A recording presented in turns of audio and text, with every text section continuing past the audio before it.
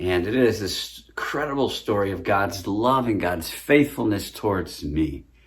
And so really that's what this story is about. His goodness, His graciousness, His love, His mercy.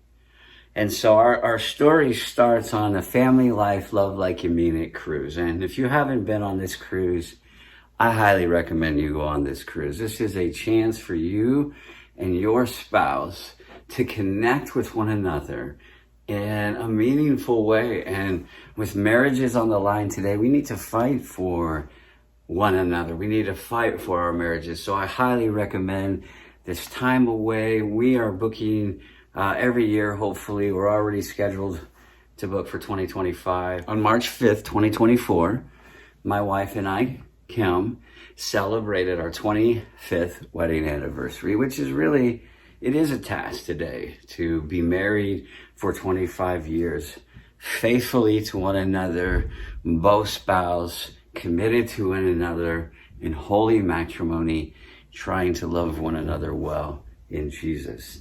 But we have a special needs son, and he does dominate a large part of our story, and we're not crying, we're not whining. Shout out to special needs parents, but we are, it's a reality that we face, that we need somebody to come and we need, if we're going to go on a date or we're going to go on a cruise, if we're going to go anywhere, we need somebody to take care of Lucas.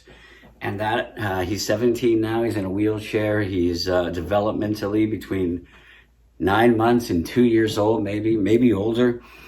He can communicate through coos and sounds, and he expresses displeasure with sounds. He can scoot on his bottom, but other than that, he can't feed himself, can't change himself. So, in other words, he's 17 years old and requires a lot of care. And Kim, my wife, is his primary caregiver. So the last time we were on a Family Life cruise, it was in, I don't remember, it was 6 or 7 years ago. And so that's how long it's been that we get an opportunity. So it was a big deal for us. 25th wedding anniversary, Family Life 2024, we're in. So since it's our 25th anniversary, I decided to do the super studly thing that a good husband of 25 years would do. And I decided to book a day ahead and a day behind the week-long cruise so that we would have enough time to not feel rushed getting there and to not feel rushed getting home, but our time to connect with one another. And so that's what we did.